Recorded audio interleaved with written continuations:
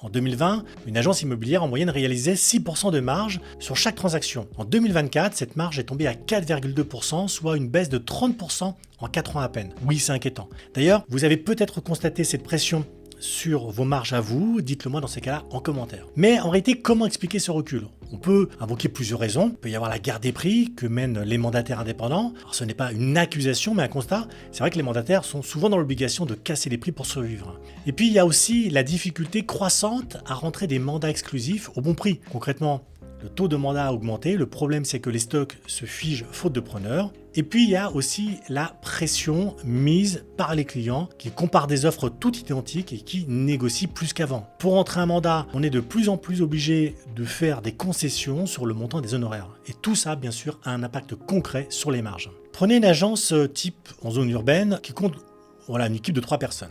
En 2020, avec 30 ventes par an, avec un prêt moyen de 250 000 euros, elle générait environ 150 000 euros de commission. Aujourd'hui, pour le même volume, c'est 30 à 40% de moins. Maintenant, j'ai un chiffre à vous donner et vous allez voir un chiffre qui change tout. Alors accrochez-vous. Si on en croit les études du secteur, une agence dont la marge brute passe sous la barre des 5 points, pendant les 3 trimestres consécutifs a 78% de chances de fermer dans les 18 mois. Alors, la solution, c'est quoi? C'est vrai que la solution instinctive, ça serait de baisser son prix pour faire plus de ventes. Le problème, c'est que baisser le prix, ça baisse aussi la valeur perçue.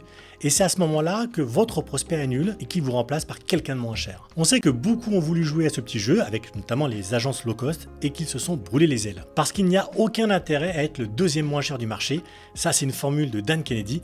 Par contre, il y a un intérêt à être le plus cher. La solution donc, c'est de créer votre offre et de la rendre irrésistible pour que vous puissiez la vendre au bon prix et conserver une bonne marge dessus. Une offre avec tellement de valeur que vos clients n'auront aucun problème à payer plus cher que les concurrents parce qu'ils ne pourront pas la comparer.